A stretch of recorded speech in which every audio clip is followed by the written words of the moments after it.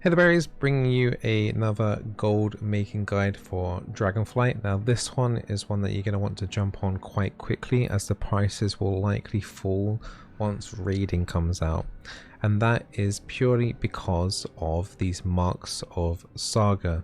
So in the Waking Shores on the west hand side, you've got the Obsidian Citadel.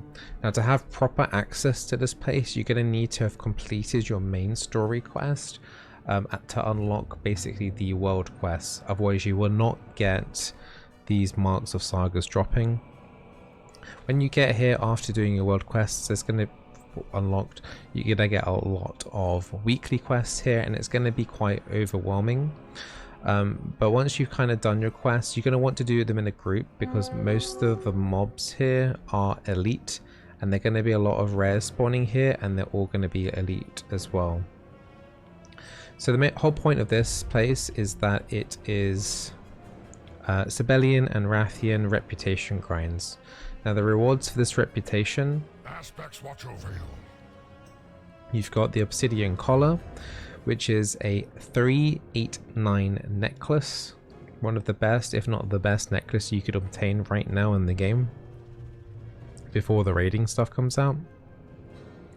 And then you got the Obsidian Cape, which is, I'm confident, is the strongest item in the whole game right now. It's 398.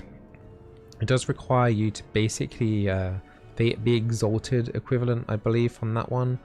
And to get reputation, when you're killing these mobs, there's three forms of way you can get reputation with Sibelian or Rathian. Doing the quest is the easy one to jolt start your reputation grind. Most of those, if not all of them, are weekly quests. The other ways, two ways, are by farming these elite mobs that are scattered all over the area. You're going to want to be in a group of 5, which I'll show you how to do later and what you should put in your kind of message. But basically, when you're killing these, two things will drop. You're going to get key fragments, basically. So key fragments, let me show you here. You're going to get key framings, and you're going to get key fragments. So you need 3 key framings and then 30 key fragments to make 1 key. And then you head over to either Sibelian or Rathian, whoever you've chosen. You go to the NPC here and you hand in the restored obsidian key. When you hand that in, you're going to get a few things. You're going to get a flat 50 reputation with the Draken Accord. You're going to get reputation with Sibelian. He's going to give you a chest as well. When you hand this in, it will say it's a green chest, but there is around about a 10% chance for it to be epic. As you can imagine, the epic chests are pretty good usually. Sometimes, usually they contain some primal chaos in. I've had this helmet has been from one of those chests, this item level 366 helmet. A lot of the rares in this area as well that spawn also drop around about 366 item level, with the small chance of them dropping epic. I've seen 2 epic weapons drop that people have claimed, an epic one-handed mace and a dagger. Also in this area, while we're talking about epic, the trash mobs here, the elites we should call them, are also dropping epic recipes. So that's like your blacksmithing, your alchemy, your inscription recipes. So there's a lot of things here. And then the big one, which is why you're here, is the mark of Sargha. So when you hand these tokens in, you can get reputation. But because people want this reputation as quickly as possible for raiding and Mythic Plus and whatever, they are buying these off the auction house.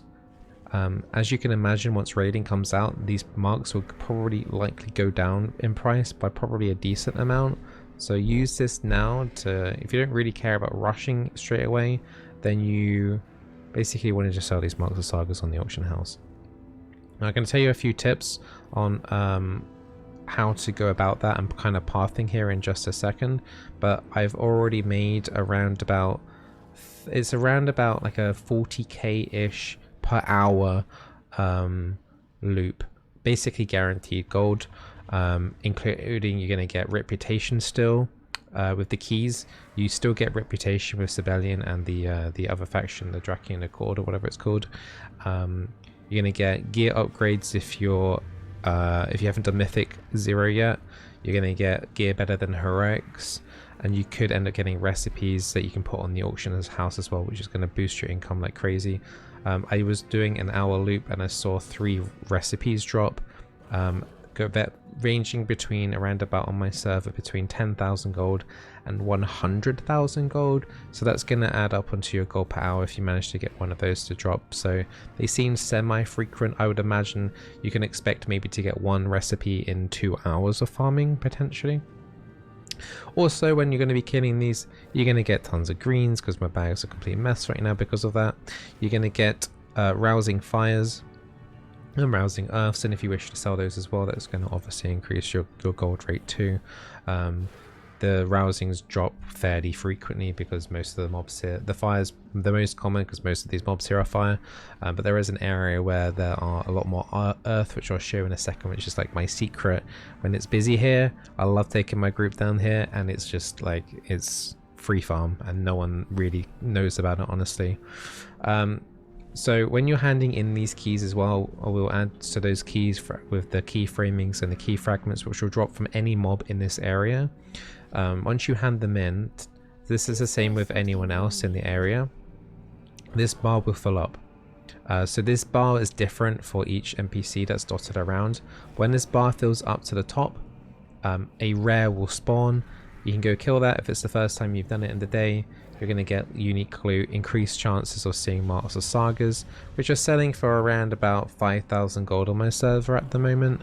I've sold 12 of the 12 that I earned in my previous hour run. This run I got 11, so I'm getting around about, let's just say, between 10 and 15 per hour with a, with a pug group. This isn't like a, with my guild, it was just with a pickup group. I just wanted to kind of make sure a sample that you guys could potentially relate to. So around about 10 to 15 monks or Sargha per hour, not including the other stuff that I was talking about, including rousings and greens and potential recipe drops.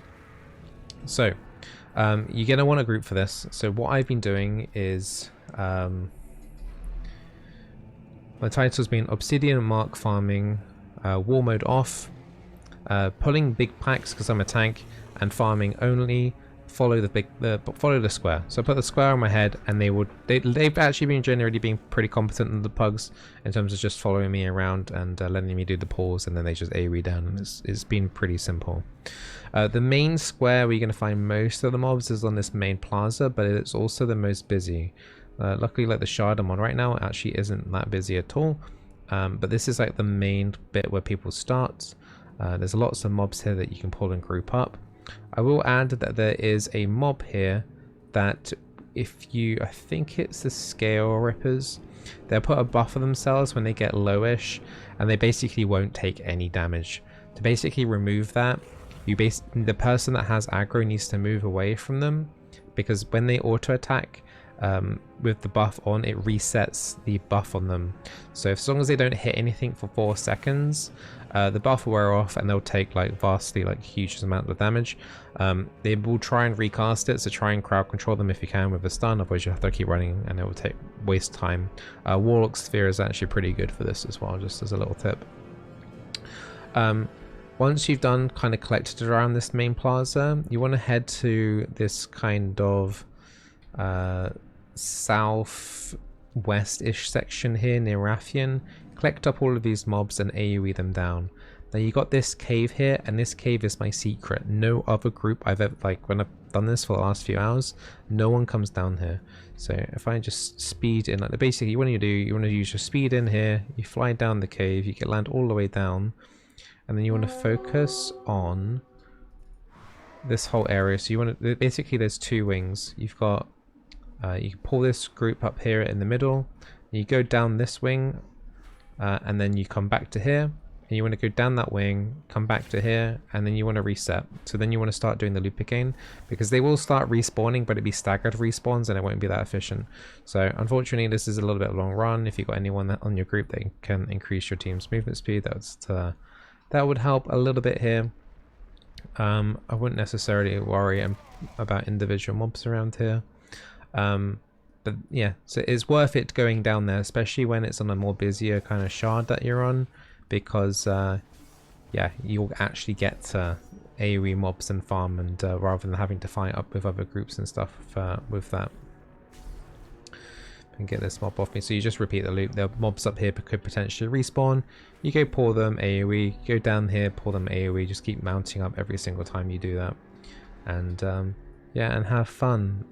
Roundabout, as I said, around about 40-ish K per hour. It can be potentially higher depending on your server and how quickly they're being bought out. This guy does not want to de-aggro. But yeah, the prices of these will go down sharply over time as the mythic raiders and stuff don't already have their gear. So do factor that in. I don't imagine in, for example, a month's time the gold prices will stay the same, but just basically exploit it now while you still can. Yeah, other than that, I hope you have a lot of fun farming here. Good luck with your groups, and have fun AoEing. All the best, take care, and be sure to subscribe if you want more gold farming tips. Bye bye.